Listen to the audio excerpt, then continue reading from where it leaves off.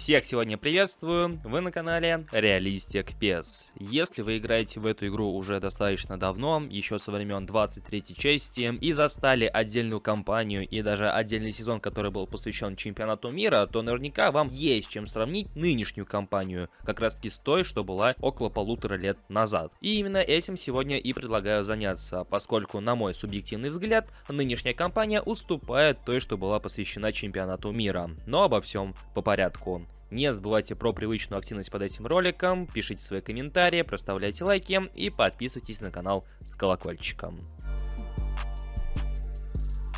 Скажем так, это наименьшее из зол, но лично для меня это стало небольшим вот таким вот разочарованием, поскольку в нынешней кампании карточки команды недели не отличаются по своему привычному дизайну, в то время как во время чемпионата мира были соответствующие карточки с соответствующим дизайном. Понятное дело, что они были не лицензированные, эти карточки, то есть это какой-то дизайн индивидуально разработанный Konami, но все-таки какое-то разнообразие было, нежели сейчас. И по сути, нынешние карточки из команды недели не сильно-то отличаются, по крайней мере по внешнему виду, от тех, что мы получаем на перерывы национальных сборных. Вроде бы усилий для этого нужно немного, просто взять нарисовать дизайн двух карточек, которые будут посвящены игрокам чемпионата Европы и Кубка Америки, если не собираются включать вторых игроков в команду недели. И все, в принципе, опять же, это мелочь, но тем не менее, хоть как-то способствующая разнообразию тех же карточек в вашем составе.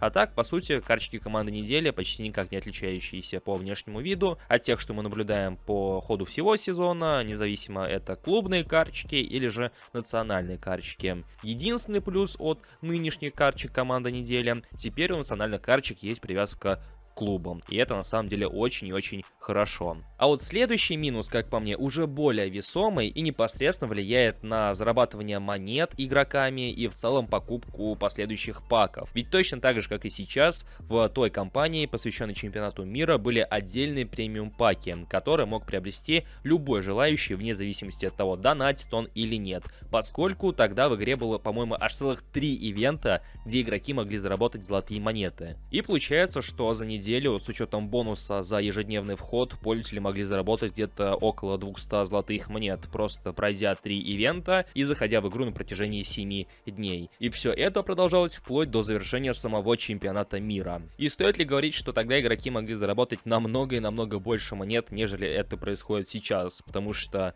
по сути, мы зарабатываем монеты точно так же, как и обычно, один ивент в понедельник, другой ивент в четверг, и также 50 монет за ежедневный вход. Ну и, конечно же, та самая призрачная надежда получить хоть какие-то монеты от ивентов против искусственного интеллекта по чемпионату Европы и Кубку Америки. Но я полагаю, что вне зависимости от того, какую команду вы взяли, слабую или сильную, если она входит в призовое место, скорее всего у всех будет примерное количество монет по итогу. Может быть, у кого-то на 100 монет больше, у кого-то может быть меньше, но не сильно-то и разница будет ощущаться, если вообще она будет.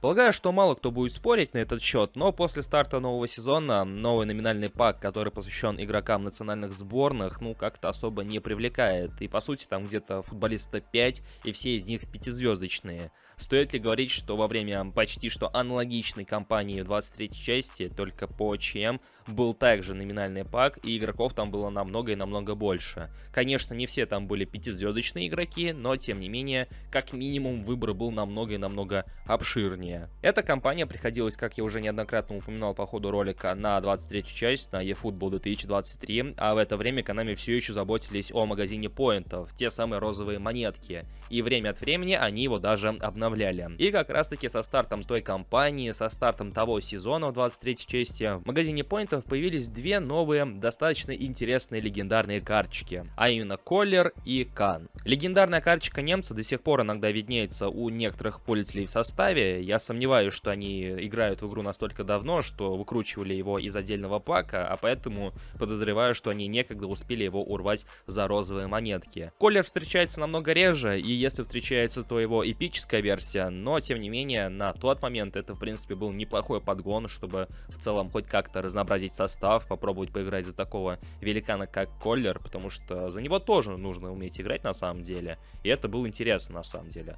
А сейчас же, да в целом по ходу eFootball 2024, как таковых пополнений магазина поинтов мы не наблюдали, за исключением карточек партнерских клубов, когда нам выдавали Тросара, Коби Майну и Фермина из Барселоны. Ну, наверное, кроме Тросара, две оставшиеся карточки, ну, такие, чисто на любителей, под тематические ивенты и непосредственно для фанатов клубов. Чего-то подобного, что было с Коллером и Каном, мы, по сути, больше не наблюдали. Были небольшие завозы в виде Переса, того же Кина, но они намного слабее того же Кана, например, который, повторюсь, у некоторых пользователей время от времени все еще проскакивает в составах. Ну и это даже скорее не то чтобы минус, но тем не менее интересное замечание. Если вы, опять же, помните те премиум паки, которые были в eFootball 2023, то наверняка помните тот факт, что у бигтаймовских карточек были отличительные празднования. В целом забавно наблюдать за тем, как Konami забили на эту отличительную особенность некоторых игроков и перестали добавлять какие-то отличительные анимации для тех же донатных карточек. Но тогда, приобретая любой из премиум паков, в котором была бигтаймовская карточка, неважно, это карточка Неймара, Ито, Бензема или Месси,